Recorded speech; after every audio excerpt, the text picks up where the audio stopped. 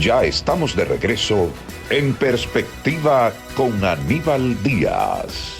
Durante todos estos días hemos tenido, de un lado, el movimiento Tres Causales, el aborto con causas excepcionales que permitan que se pueda interrumpir o abortar sin causas y consecuencias penales. Pero igual, una gran cantidad de gente como nosotros que promovemos el amor, la fe, la esperanza y que entendemos que tiene que haber un debate decente, un debate que promueva la confrontación de las ideas. Y la idea tiene que venir de uno de los principales dones que tenemos, que es el don de la ciencia.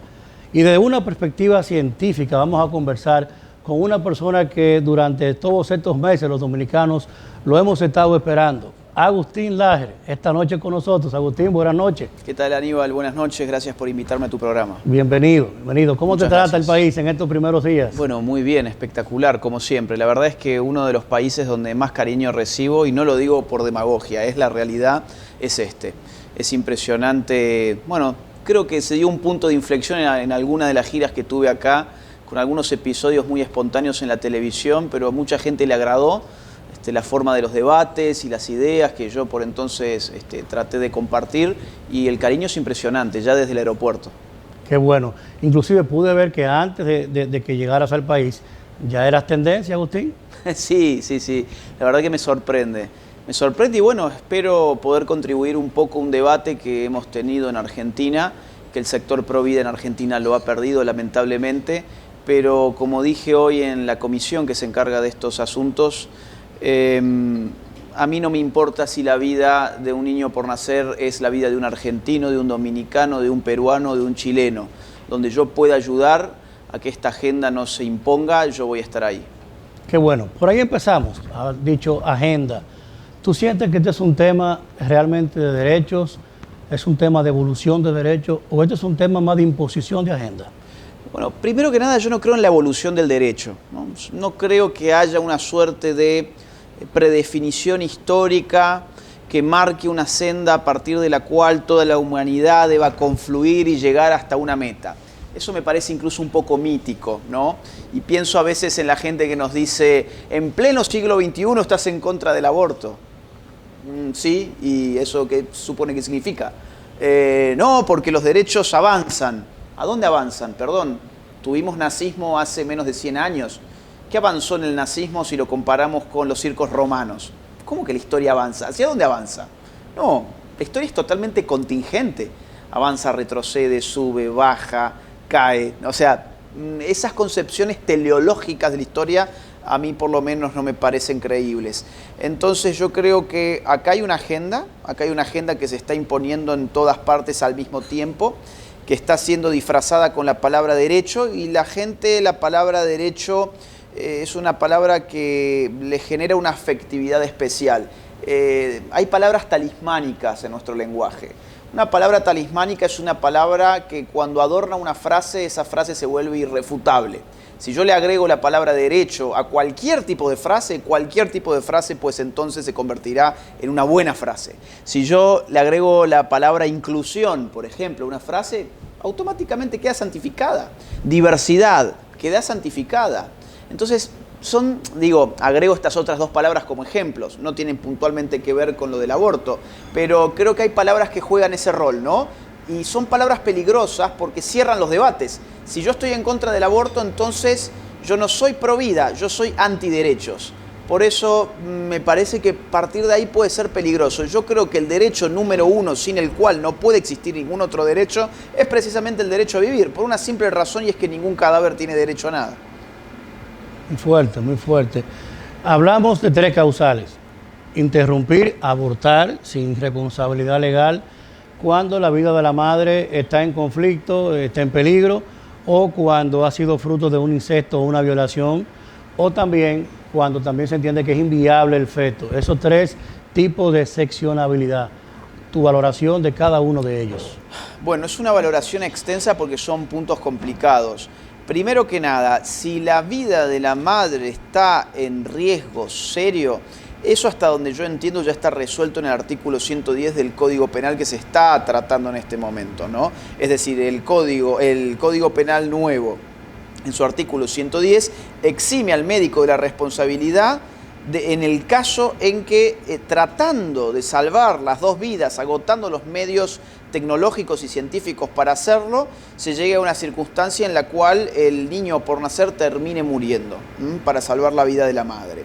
Eso ya está, eso no es parte de las causales. Las causales se meten allí por el concepto de salud. A mi juicio están metiendo esa causal no por el concepto vida de la madre, sino por el concepto salud. Y el concepto de salud hoy es muy problemático porque si algo ha mostrado la pandemia es que hoy el mundo tiene un ministerio global de salud. A veces yo digo un poco en broma, un poco en serio, ¿para qué tenemos ministerios de salud de nuestras naciones? Si todo lo que ha dicho la OMS que había que hacer, allí hemos estado todos haciéndolos, ¿no? Yo creo que se ha revelado que hay un poder global en este momento mucho más poderoso de lo que pensamos y la OMS es parte de esa estructura. Y la OMS califica, o mejor dicho, conceptualiza a la salud integral, como la armonía entre la salud social, la salud física y la salud mental. Sinceramente yo no conozco a ninguna persona, me incluyo en esa lista, que tenga plena armonía entre su salud social, mental y física. Yo creo que con esas definiciones la OMS termina medicalizando el mundo entero. Estaríamos todos enfermos. Digo, te peleaste con tu pareja, tenés un problema de salud. No, me peleé con mi pareja.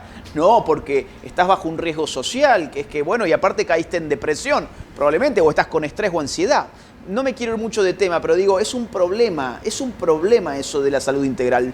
Entonces, lo que puede generar esa causal, la causal salud, es que se termine diciendo, bueno, nosotros nos amparamos en lo que la OMS dice que es salud integral. Entonces quedaría habilitado el aborto en mujeres que tengan no solamente riesgo grave de vida, sino, por ejemplo, que sufran padecimientos sociales o padecimientos mentales. Por ejemplo, una mujer embarazada dice, bueno, este embarazo me ha causado una pelea con mi familia, una pelea con mi novio.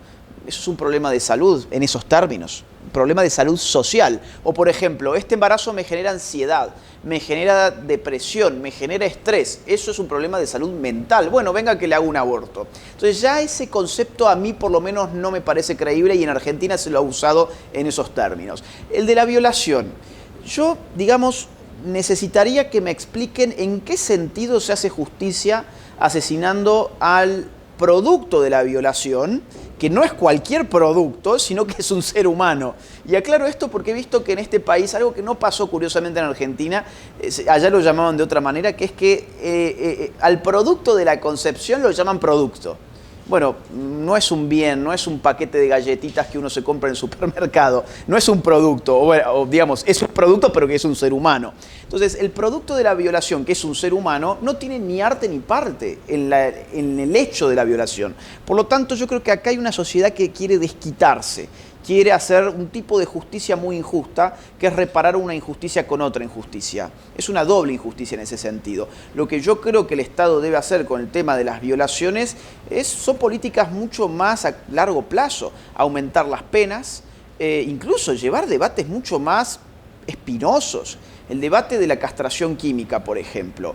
Curiosamente, quienes se suelen oponer a ese debate son las mismas que dicen que hay que abortar al niño cuando la mujer es violada.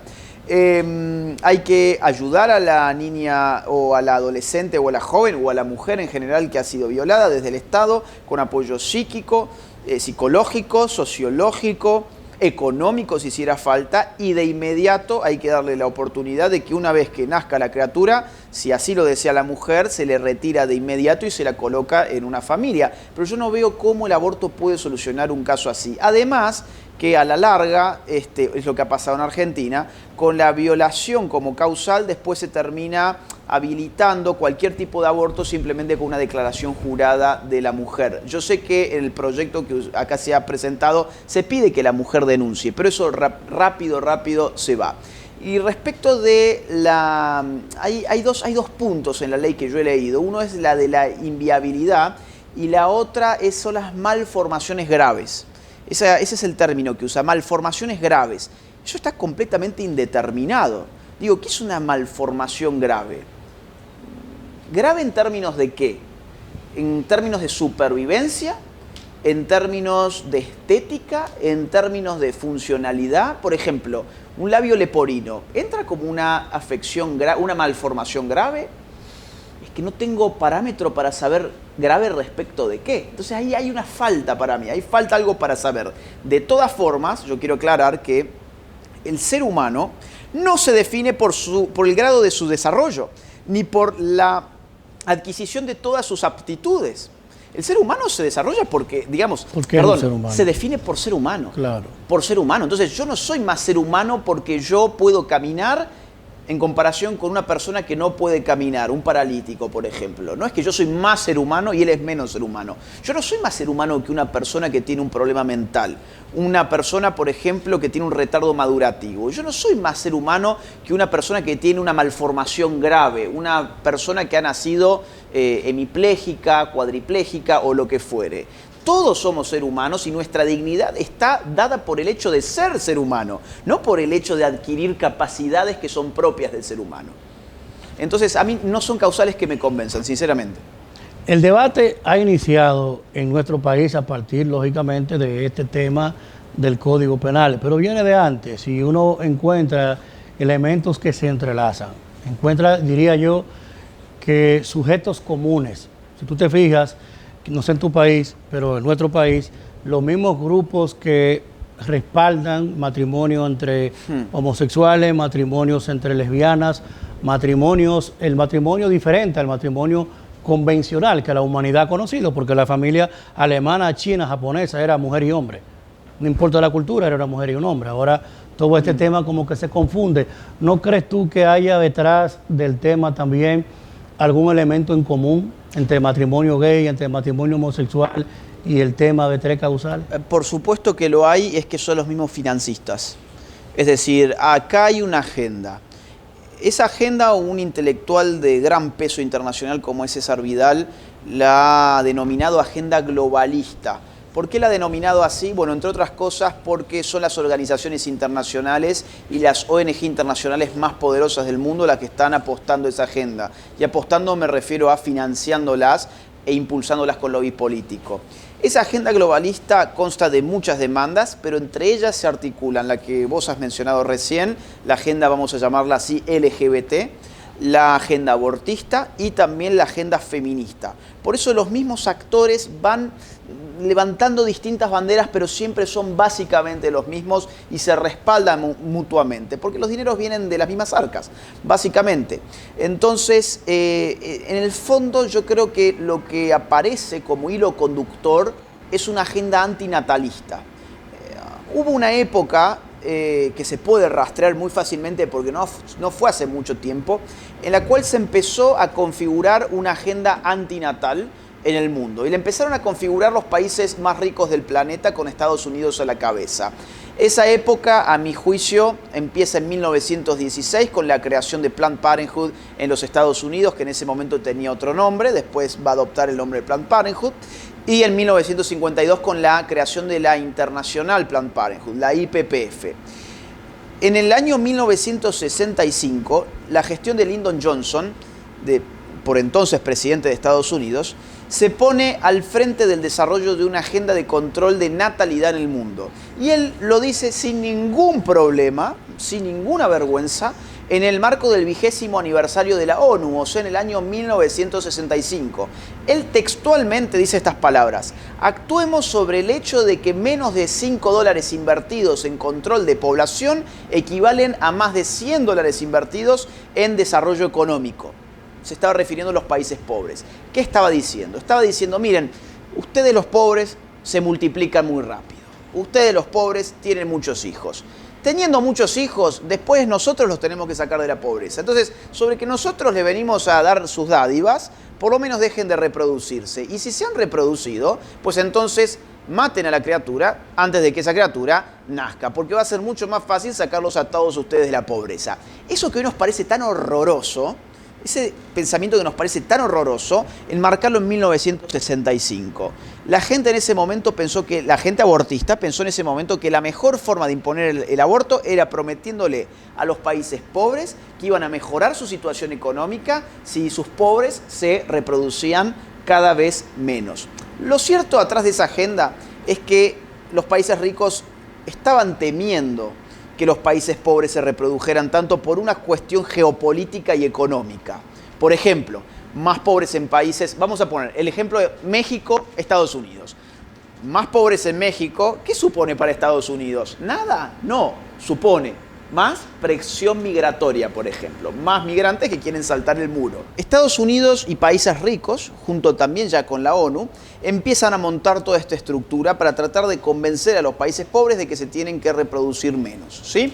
Viene toda una seguilla de distintos informes en Estados Unidos, informe Rockefeller, una comisión que presidió John Rockefeller III. Para quienes no saben, Rockefeller es la familia más poderosa o de las más poderosas en los Estados Unidos, que se metieron de lleno con este tema. Este no es un tema de pobres, empezamos por ahí. Es un tema de ricos desde el minuto 1, como verás. Los Rockefeller por empezar.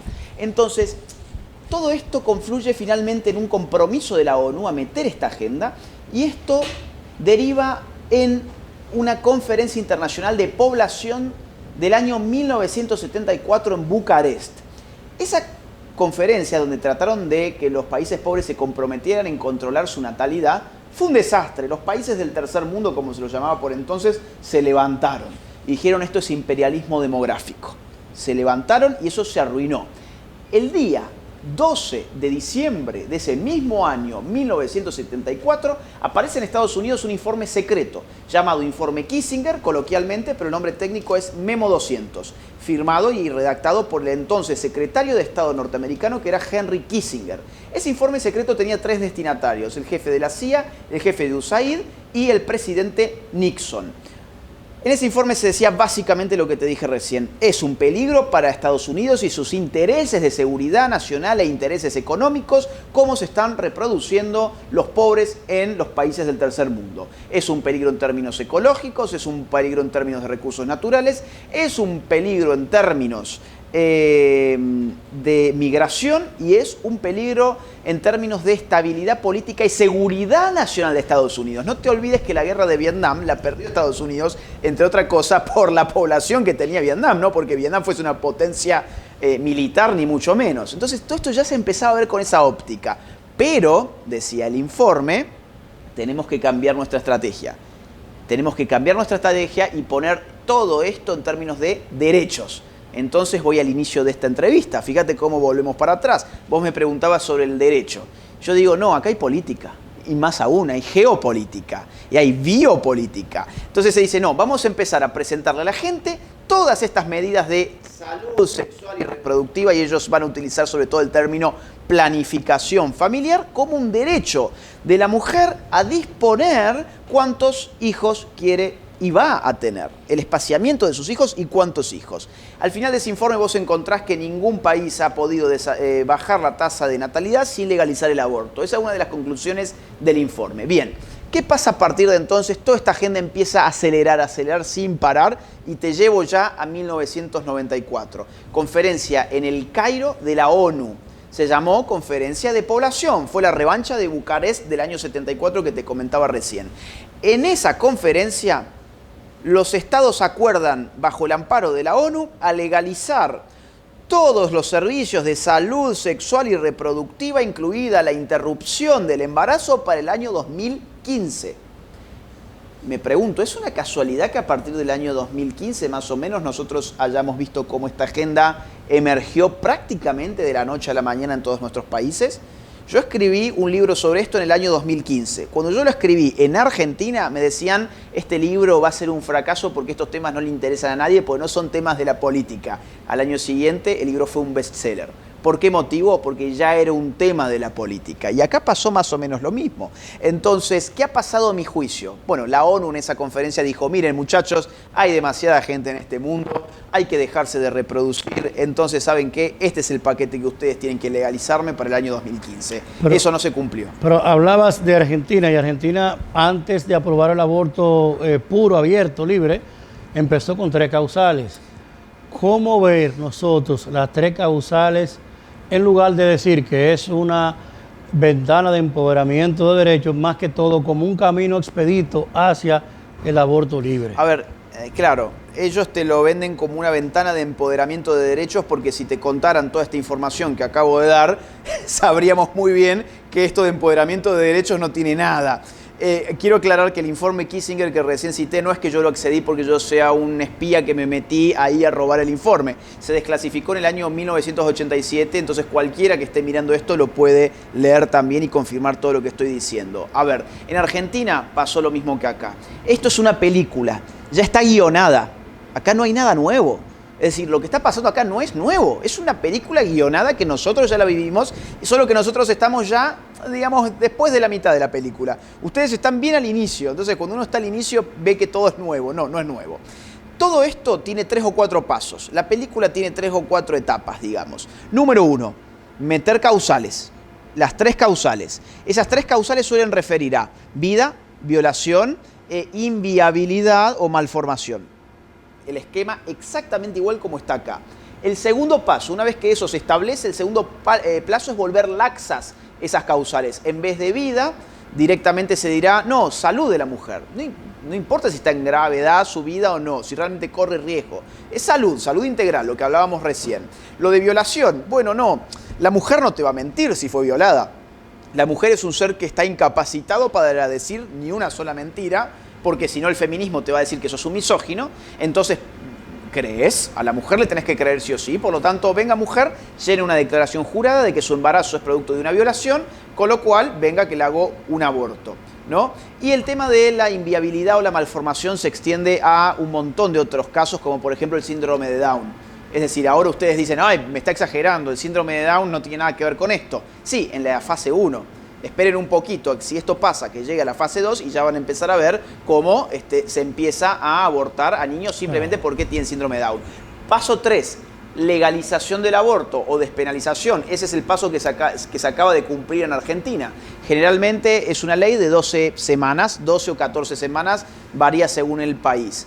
Y el cuarto paso es la extensión de esos plazos. A veces va a 24 semanas inclusive. Y ya el quinto y último paso es lo que se llama aborto por nacimiento parcial, que básicamente es poder abortar a tu niño, incluso en el momento mismo del parto, salvo, digamos, con la condición de que ese niño no haya terminado de salir del cuerpo. Por lo tanto, o sea, vos podés tener... Tú estás diciendo, Agustín, por Dios, que en medio de una labor de parto, una persona puede decidir, aún rompiendo fuentes, por supuesto, que puede matar a esa criatura. Eso ya existe en muchos lugares. Se llama aborto por nacimiento parcial. Es decir, la madre en el momento del parto se arrepintió, vamos a decirlo así, y ya te digo por qué esta ironía, entonces le pide al médico, oiga, ¿sabe qué? Mejor yo deseo un aborto. Bueno, tiene al niño quizás a medio salir y con una inyección letal lo podés aniquilar de un segundo a otro. Ahora, ¿por qué mi ironía recién de se arrepintió? Porque yo no me creo que una mujer vaya a querer parir y en el momento de parir dice, no, ¿sabe qué? Mejor voy a abortar, abórtemelo. ¿Qué hay allí? Y bueno, hay un ser humano ya totalmente desarrollado con órganos totalmente funcionales. Lógico. Esto ya está pasando en lugares de Estados Unidos, por ejemplo. Es decir, no está lejos. No está lejos, no estoy hablando de la realidad de Marte. Esto está pasando muy cerca de acá y en Estados Unidos viene un gobierno muy bravo, el gobierno de Biden, que sabemos cómo nosotros somos su patio trasero. Entonces yo auguro lamentablemente que los próximos 4 años van a ser muy duros y esta agenda van a inyectarle todo el dinero que haga falta para que pase. Porque además de biopolítica y control demográfico, esta agenda también es un negocio multimillonario para aquellos que han instalado culturas de la muerte e industrias de la muerte de nuestros países. ¿Negocios, dice? ¿Por qué negocios? A ver, si yo vendo abortos, vamos a suponer, yo tengo una red de clínicas abortistas, vendo abortos. ¿Qué tengo que hacer yo para expandir mi negocio? Bueno, lograr que en distintos países se legalice el aborto. De esa forma yo voy a poder expandir mi negocio como si fuese una cadena de McDonald's y llevar mis clínicas abortistas, por ejemplo, a este país, a República Dominicana. Mientras el aborto está impedido en República Dominicana, yo no puedo meter allí mis clínicas. Todo esto le voy a poner un nombre. International Planned Parenthood Federation, IPPF, cuyo sitio en internet es ippf.org para que ustedes lo puedan chequear. IPPF tiene en este momento más de 46.000 establecimientos abortivos. McDonald's, en el año de este dato, que en verdad el dato de 46.000 es del año 2016, En ese año McDonald's tenía 33.900 sucursales. O sea, había ya para el año 2016 más clínicas abortistas de Planned Parenthood que comida chatarra de McDonald's. Ahora, la gran diferencia es que comerse una Big Mac no cuesta lo mismo que hacerse un aborto. ¿Cuánto cuesta hacerte un aborto? Bueno, entren en la página de Planned Parenthood de, por ejemplo, Estados Unidos, donde está legalizado el aborto desde el año 1973. Allí van a encontrar que la propia Planned Parenthood te dice que dentro del primer trimestre, o sea, ¿cuántas semanas es un trimestre? 12, ¿no? 12. Interesante, porque... Van coincidiendo. Van coincidiendo. Fíjate vos, dentro del primer trimestre, un aborto puede costar hasta $1.500 en Planned Parenthood de Estados Unidos. ¿Cuántos abortos hace Planned Parenthood en Estados Unidos? Te tiro un dato del año 2014 de la era Obama, porque después con Donald Trump, Planned Parenthood empezó a quebrar con algunas clínicas porque Donald Trump le cortó los subsidios estatales, federales.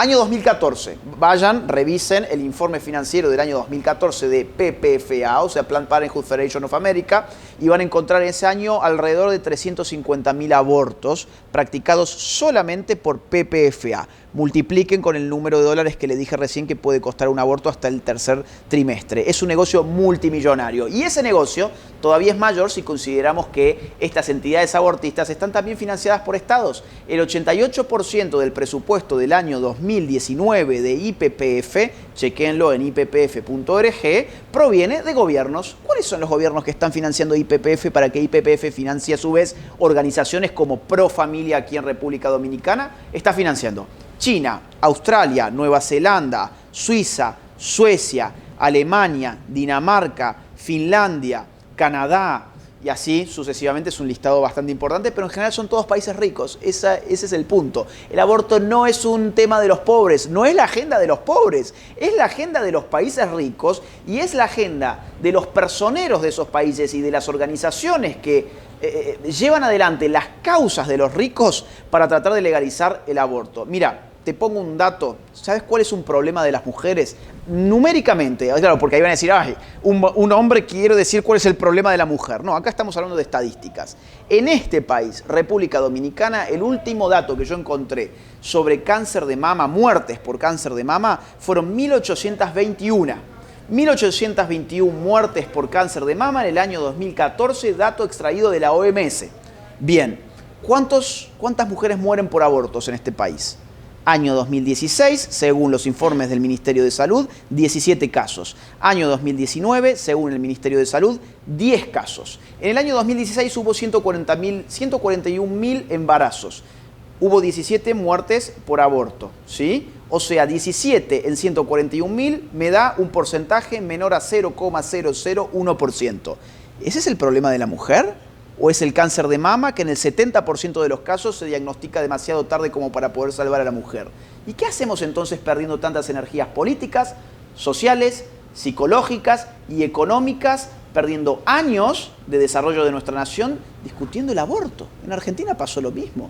Y en Argentina la película, la verdad es que la perdimos. ¿Y qué tiempo pasó en la Argentina entre la aprobación de 3 causales y pasar a la aprobación del aborto libre? Tal como se estaban aplicando las 3 causales, porque también es eso, ¿cómo se están aplicando? Se estaban aplicando de una forma totalmente abierta, es decir, con la firma de la mujer en el caso de violación, declaración jurada, con el criterio de salud integral según la OMS y adelante. De esa forma yo te diría que el aborto de facto estaba legalizado en Argentina desde el año 2003 más o menos. O sea, pasaron 17 años, pero ahora esa agenda ha acelerado. ¿Por qué? Porque ha empezado a poner mucho más dinero y ha empezado a presionar mucho más desde los organismos internacionales. Entonces yo no creo que de acá pasen 17 años hasta que legalicen el aborto si esas 3 causales se aprueban. Te quiero contar un segundo nada más qué pasó con las 3 causales después de la legalización del aborto. Porque no es que las 3 causales ya no existen más. No, siguen existiendo las 3 causales en Argentina. ¿Sabes para qué? Para hacerse abortos sin ninguna restricción temporal.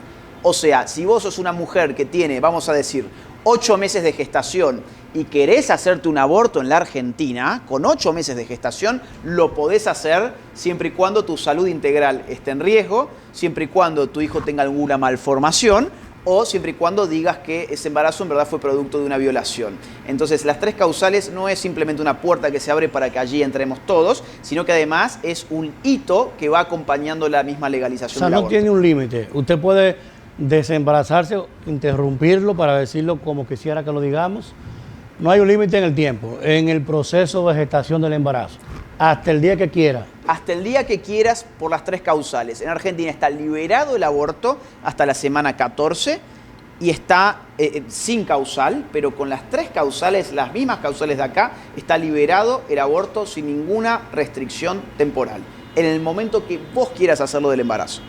Wow, impresionante. Agustín, contigo se puede hablar por hora, pero bueno, esto es televisión, tu exhortación final al país y sobre todo también la oportunidad, como no, hay gente buena, hay gente que no promueve 3 causales porque sigue agenda. Dentro de eso los hay, pero hay mucha gente que no.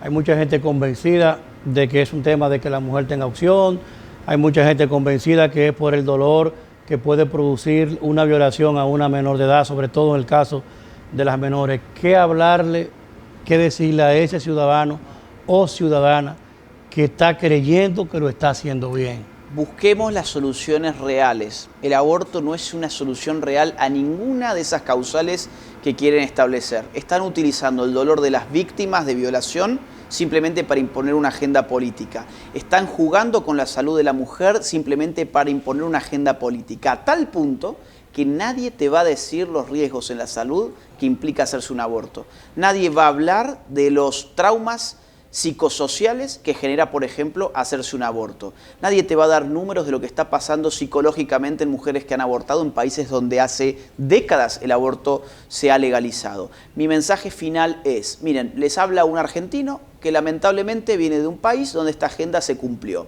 En este país ha habido gente muy buena que me ha recibido muy calurosamente, ha habido otra gente muy minoritaria, afortunadamente, que dice, bueno, él en su país perdió, él no tiene nada que hacer acá. No, yo tengo mucho que hacer en cualquier país donde un ser humano ya nacido o no nacido todavía esté en riesgo.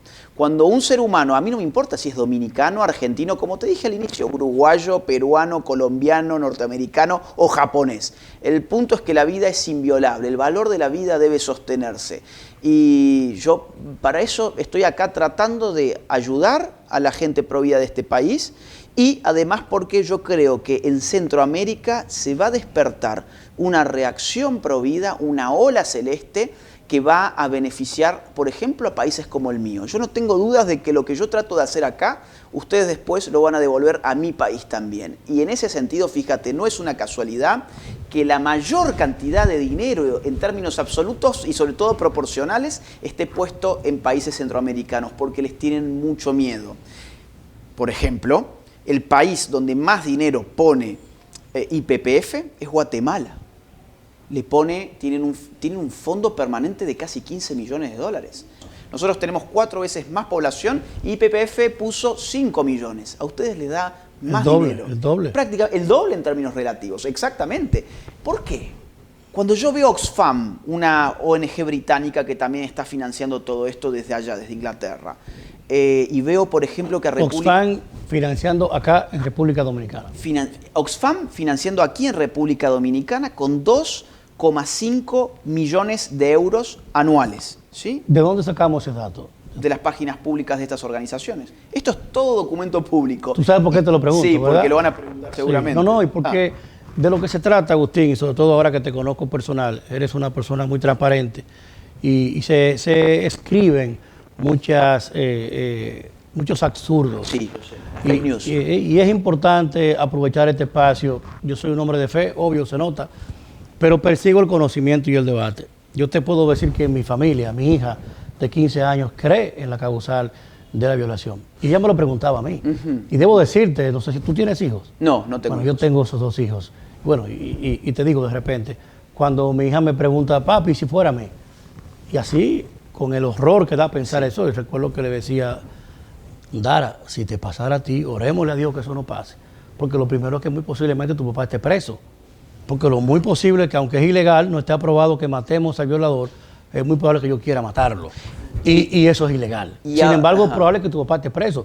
y se convierte en un asesino. Entonces no nos vayamos por el dolor, porque si tomamos decisiones sobre la base del dolor, del horror de una violación, nada que salga de un análisis con horror va a tener lógica.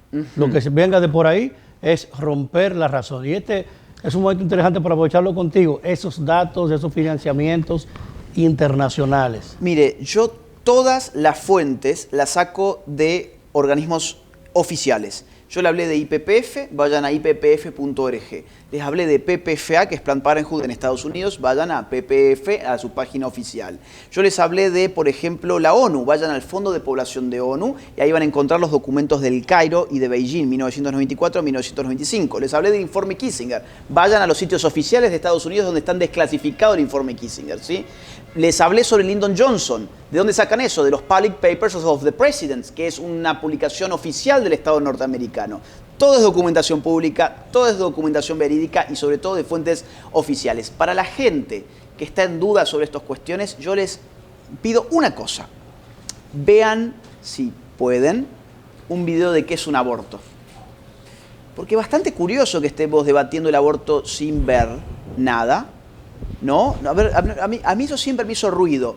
¿Por qué debatimos un tema y nos prohíben mostrar qué es un aborto? En Argentina, en el Congreso, nos prohibieron mostrar un video de un aborto. ¿Por qué? Porque si vemos el video de un aborto, nos damos cuenta que lo que se está matando es un ser humano. Entonces, IPPF, por ejemplo, tiene una cartilla que instruye a los periodistas de cómo manejar esto y les dice, nunca hables de ser humano, nunca hables de niño, nunca hables de bebé, nunca muestres una foto de un aborto y mucho menos un video de un aborto. Si tienen estómago, yo los invito a buscar en internet un video real de un aborto y después me cuentan qué les parece. Y por otro lado, lo que yo les recomiendo es no sucumbir a estas manipulaciones de nos interesan las mujeres, los derechos. Los problemas de las mujeres en nuestros países en verdad pasan por otro lado y matar el hijo por nacer solamente puede traer más problemas. ¿Has sentido miedo alguna vez? Llevamos otro tema. ¿Te has sentido cuando llegas a uno de estos países donde hay presencia de esos grupos internacionales pagando? Se paga para muchas cosas, de repente pueden pagar para hacerte daño. Mira, te cuento alguna anécdota. En Perú, en una universidad, no voy a dar el nombre para que no se ofenda a nadie mejor, en una universidad que he ido a dar unas conferencias, quisieron incendiar el auditorio donde yo estaba. En Mendoza, Argentina, en mi país, yo estaba dando una conferencia y de golpe entraron las brigadas antiexplosivos con perros porque supuestamente había 9 bombas colocadas en el lugar.